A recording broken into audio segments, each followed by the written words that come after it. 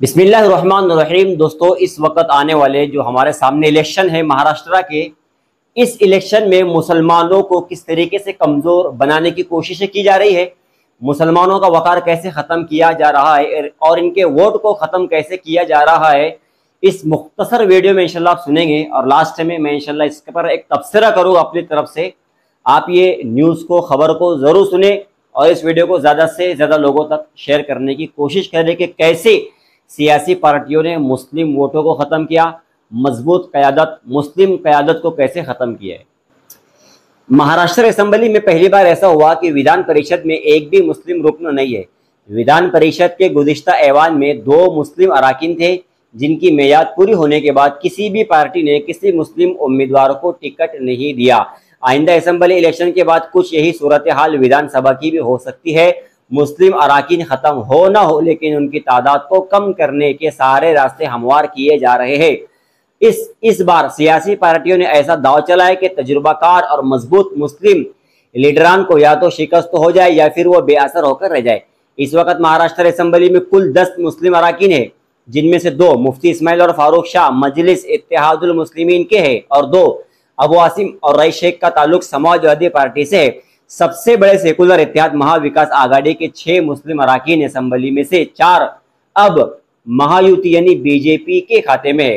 नवाब मलिक, अब्दुल सत्तार और हसन मुशर्रफ, ये तीनों सबसे तजुर्बाकार अराकीन असेंबली में शुमार होते हैं और तीनों ही वजीर रह चुके हैं या है, जबकि ज़ीशान सिद्दीकी जरूर नौजवान है, लेकिन उनके वालिद बाबा सिद्दीकी का शुमार सीनियर लीडरों में होता है। ये चारों अपने अपने तौर पर मजबूत लीडरान कहलाते हैं, लेकिन फिलहाल मुसलमानों के लिए इन लीडरान की ताकत का कोई हासिल नहीं है, क्योंकि ये बीजेपी के दबाव में है, जबकि इनका मुस्तकबिल उस वक्त गैर यकीनी सूरत हाल से दो चार है। हसन मुशर्रफ इस वक्त कोल्हापुर के हल्के से रुकन असेंबली है।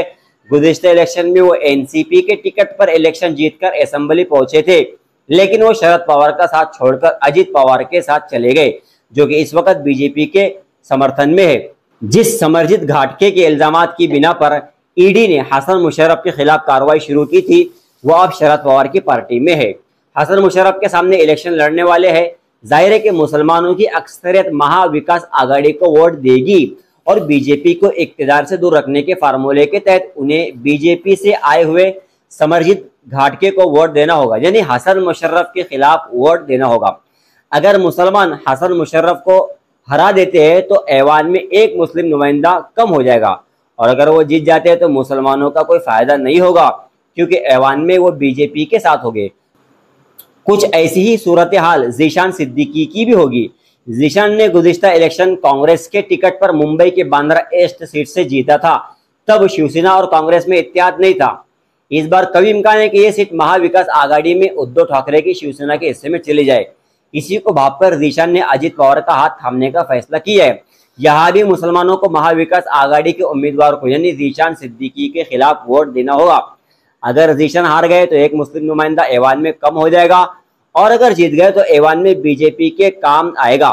सबसे संगीन सूरतहाल गवंडी शिवाजी नगर सीट पर होगी, जहां से महाराष्ट्र के सबसे मजबूत मुस्लिम लीडरान में से एक अबू आसिम आजमी गुज़िश्ता 3 बार से रुकन असेंबली है। लोकसभा इलेक्शन के बाद अचानक मुस्लिम वोटरों के तय हमदर्दी का दम भरने वाले बीजेपी के हलीफ अजित पवार ने अबू आसिम आजमी के सामने मुसलमानों के दूसरे सबसे ताकतवर लीडर नवाब मलिक को खड़ा करने का फैसला किया है। बीजेपी की जानिब से धुतकार दिए जाने के बावजूद नवाब मलिक अब भी अजित पवार का साथ है। अगर उन्होंने अबू आसिम आजमी को हरा दिया तो बहुत बड़ा नुकसान होगा और उसे बीजेपी की हिकमत अमली की बड़ी कामयाबी तस्वुर किया जाएगा। और अगर नवाब मलिक खुद हार गए तब भी ऐवान असेंबली एक मजबूत मुस्लिम रुकन से महरूम हो जाएगा। यानी दोनों ही सूरतों में मुसलमानों को अपने एक मजबूत लीडर को खोना पड़ेगा। मजमूई तौर पर सूरत हाल ये है कि अगर ये मजबूत लीडरान हार गए तो मुस्लिम नुमाइंदगी ऐवान में और कम हो जाएगी, और अगर जीत गए तो इनका फायदा बीजेपी को ही पहुंचेगा, क्योंकि इसका इम्कान बहुत कम है कि महाविकास आघाड़ी की जानिब से कुछ नए हलकों में नए मुस्लिम चेहरों को उम्मीदवारी दी जाए। याद रहे कि रियासती वजीर अब्दुल सत्तार, जो इस वक्त एकनाथ शिंदे की शिवसेना में है, मराठवाड़ा में एक तेज तरार लीडर की छवि रखते हैं, लेकिन इस वक्त मकामी सतह पर बीजेपी खुद इनकी मुखालिफत कर रही है। इनके हल्का असेंबली में उन्हीं के खिलाफ मुहिम चलाई जा रही है।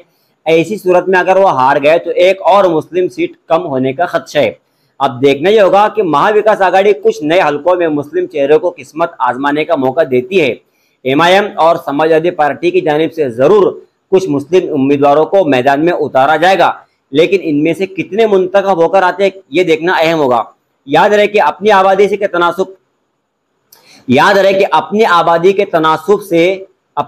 तनासुब के मुताबिक महाराष्ट्र असेंबली में 46 था 44 अराकीन होने चाहिए, लेकिन है सिर्फ 10। इनमें से भी बेशतर का मुस्तकबिल दांव पर लगा हुआ है और मुस्लिम नुमाइंदगी खतरे में है। दोस्तों देखा आपने कि 10 मुस्लिम अराकीन है, उसमें से समाजवादी के 2 है, एमआईएम के 2 है। ये 4 के अलावा पूरे महाराष्ट्र में जो सेकुलर पार्टियां कहलाती है समाजवादी को छोड़कर सिर्फ 6 मुसलमान है। इस बार इनकी भी सत्ता खतरे में है, इनकी भी लीडरशिप दांव पर लगी हुई है। होगा क्या, ये बहुत अहम होगा। अगर मुसलमान आपस में टकराते हैं तो सीट तो खोएगी, लेकिन जो मुसलमान ऐवान में जाएंगे वो भी मुसलमानों के कुछ काम नहीं आएगा, वो भी सही काम नहीं कर सकते। सबसे बेहतरीन काम यह है कि जितने भी महाराष्ट्र के अंदर वो मकाम है जहां से मुस्लिम उम्मीदवार जीतने की उम्मीद है, जितने भी महाराष्ट्र में वो मकाम है जहां से मुस्लिम उम्मीदवार जीतने की उम्मीद है, वहां से एक ही पार्टी से मुसलमानों को खड़ा होना चाहिए, या ऐसे लीडर को खड़ा होना चाहिए जो मुसलमानों की क़यादत करे और मुसलमानों के लिए आवाज उठाए, महाराष्ट्र के लिए आवाज उठाए, मुल्क के लिए आवाज उठाए और मजबूत दबे कुचले लोगों की आवाज बनकर उभरे। पूरे मुसलमान बिखरे हुए हैं और मुसलमानों को बिखेरा जा रहा है।